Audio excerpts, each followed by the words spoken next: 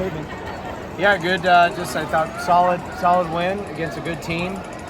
Billy Barlow pitched well for 5 innings, and Joe Allen and Justin LeGurnick did a good job coming in, putting up zeros as well. And then the offense just kind of, steady.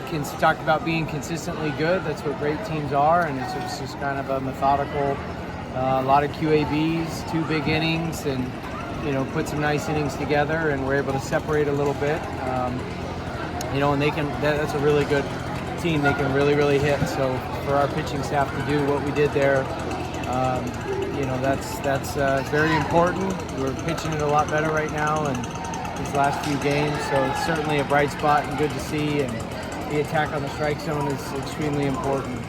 So good to see us play a complete game. We didn't play our best defense tonight, but we got a lot of guys in there, so that was a much bigger positive to be able to get a bunch of guys off the bench. So all in all, pleased with today and look forward to the weekend. Coach, I was just talking to Billy about it. Your offense has always been great this season, but holding Miami to just 5 runs in Coral Gables, posting your first shutout of the season, you got to be really happy about where the pitching is right now. Yeah, it's been coming. It's been one area that we've saying that's you can clearly see that's an area where we have another jump and can get a lot better. And we've shown flashes of it throughout the year, but it's there's still a lot of moving parts. You got Tristan Smith is out, and Darden goes in, and Matt Marshall's getting a spot start, and it's just Gordon moved to the back end. It's just there's a whole figuring it out process. In a lot of ways of what is the best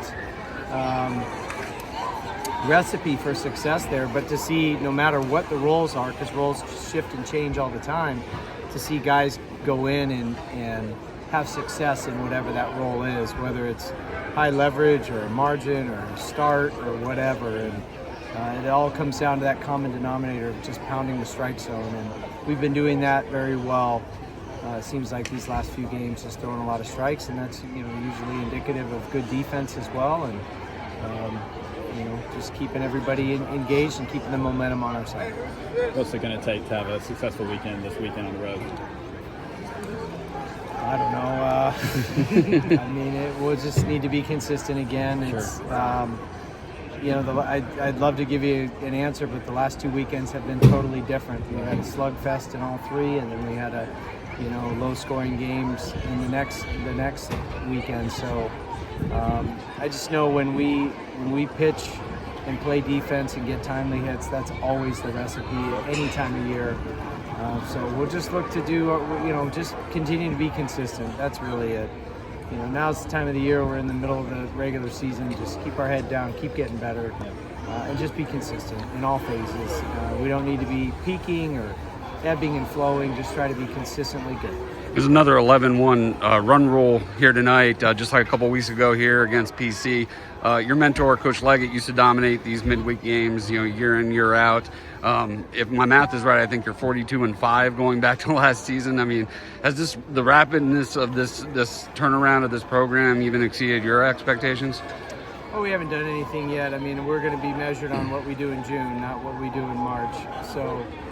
In April, so it has to come down to just continuing to get better and continuing to put in the work, because we feel like we need to earn the opportunity to get hot and make a run, and and we'll be judged and measured based on how deep we go in June, and we know that, and we're good with that, and that's what all these kids signed up for, and all the coaches signed up for, and that's what the fans want. That's what we all want. That's what everybody wants. So we just got to keep earning it every day, and keep that attention to detail and be fundamentally sound, and just continue to stay consistent like we've been. And if we continue to do all the right things, the pieces will be in place, and we'll see what we can do. But we've got a long way to go to say that we've turned things around. How do you keep them locked in mentally when you're on a streak like this?